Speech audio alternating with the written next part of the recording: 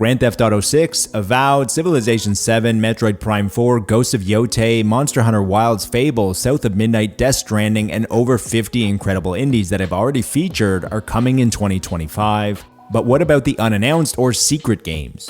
When it comes to this list of unannounced games, there are two different classifications. The first would be actually unannounced games from studios that are without a doubt working on a new game, but haven't said anything official. The second are games that have been announced in some way, but no big reveals. These minor announcements usually come in the form of a teaser trailer, a press release, or even a job posting. Whatever the case, these studios have been silent for a while, which makes these the top 10 unannounced secret games in order that I can't wait to play in 2025.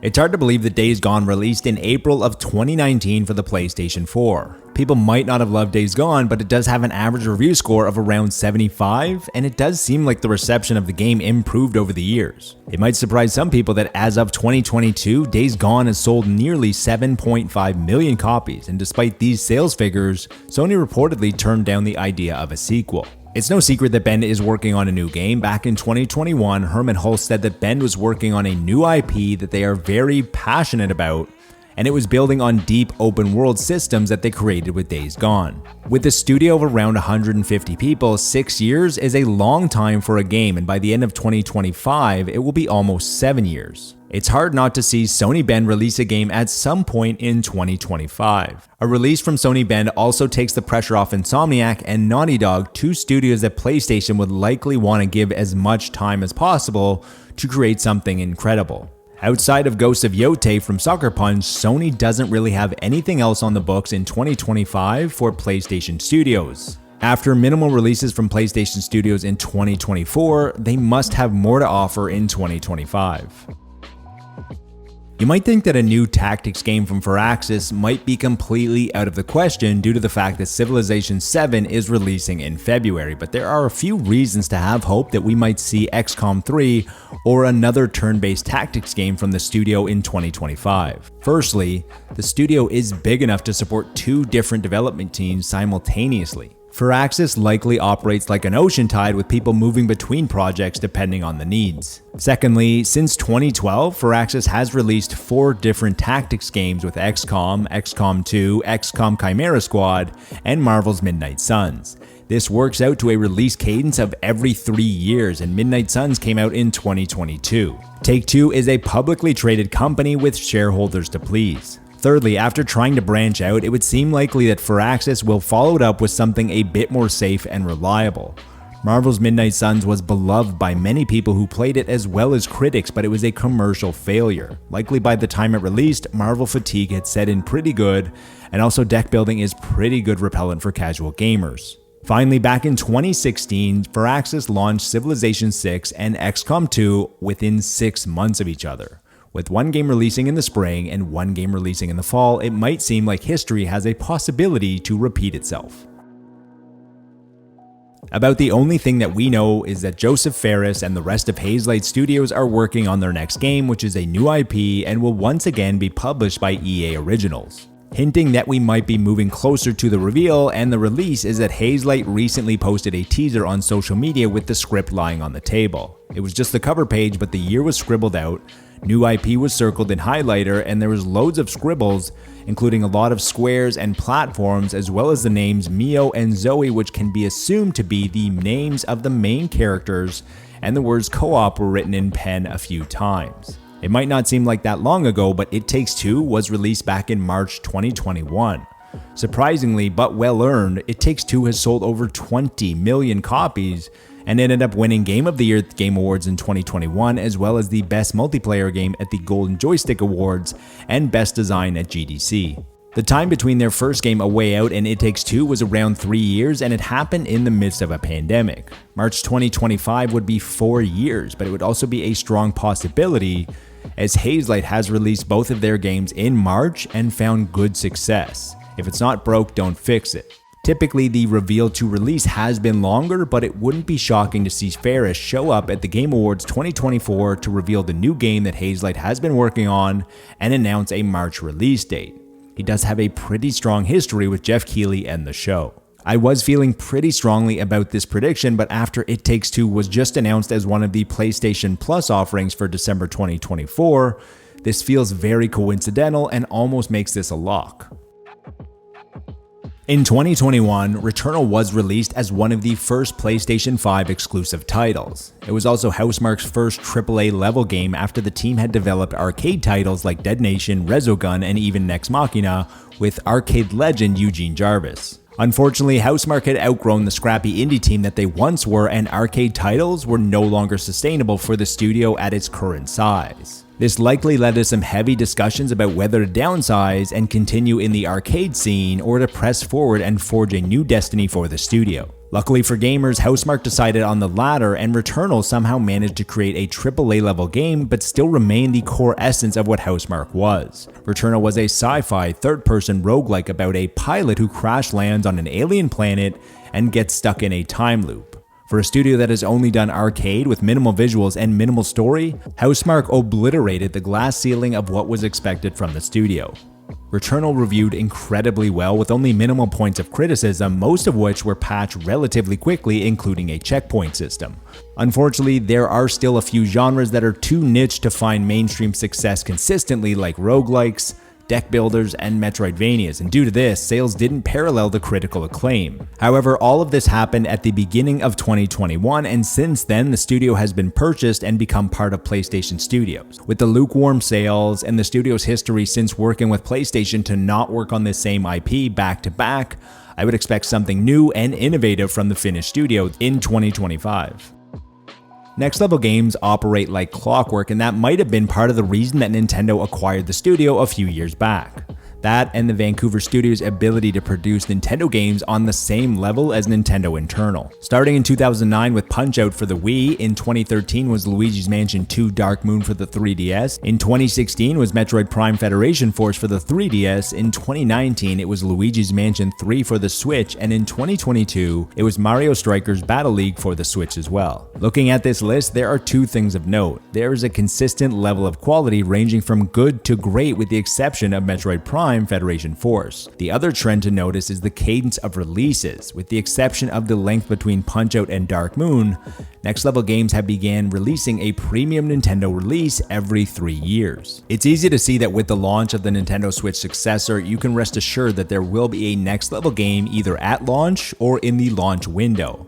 As for what that game will be, it seems obvious that it should be Luigi's Mansion, with the most recent original entry being Luigi's Mansion 3 in 2019 having sales of nearly 15 million, and even the re-release of Dark Moon having sold nearly 2 million copies in just about 3 months. It seems that we are primed for Luigi's Mansion 4, and hopefully they can incorporate some of the best elements of the series into one game, with the Gooigi and gameplay mechanics of Luigi's Mansion 3, but with the darker tone of the first few games. About the only reason that I wouldn't expect Luigi's Mansion 4 to be a Switch 2 launch title is because the GameCube launched with Luigi's Mansion, which would go on to become one of the company's lowest selling consoles. Nintendo does seem like a company that pays attention to tradition and kind of wants to avoid repeating the same mistakes.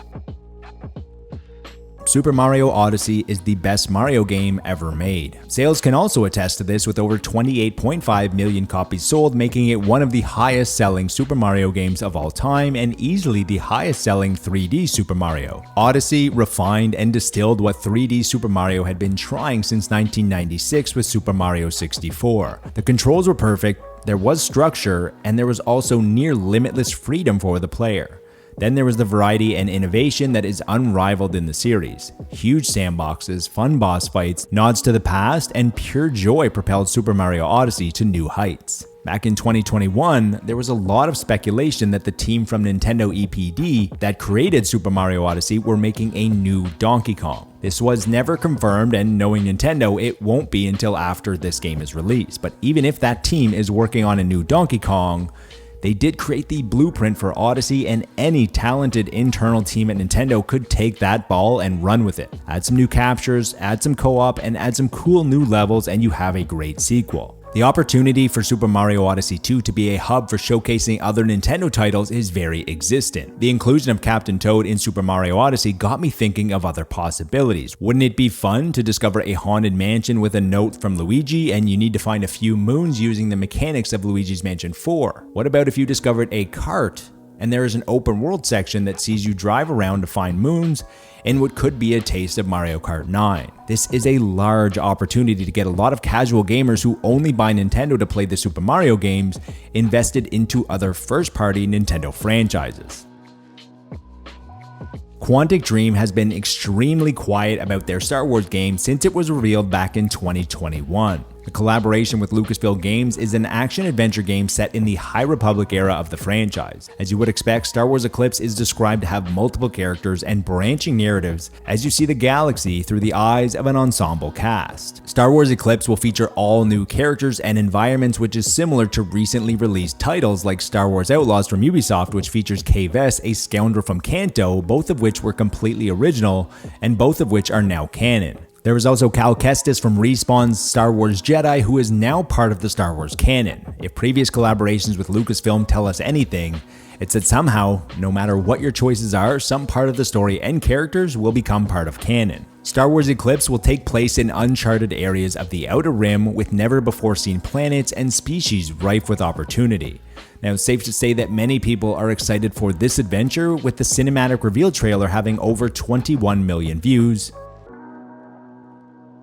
There is no reason to expect Playdead's third game in 2025 except for the fact that we have seen screenshots for years now. The studio has increased in size after each release, and it will have been almost a decade since Playdead released Inside in 2016. No matter how successful their first two games might have been, there is a cost to doing business. Paying employees and paying rent isn't free, and eventually a game needs to release. Epic Games will also be publishing the third game, which likely requires updates on how development is progressing. The studio has been working on their third game for quite some time, and over the years, they've grown from a handful of people to now over 70. Game 3 is also going to be the studio's first 3D attempt and will be a third-person science fiction adventure set in a remote corner of the universe. Looking at the history of the studio from when Limbo truly started development to release was 2006 to 2010. The time that Inside likely started development was immediately after the release of Limbo in 2010 to the release in 2016.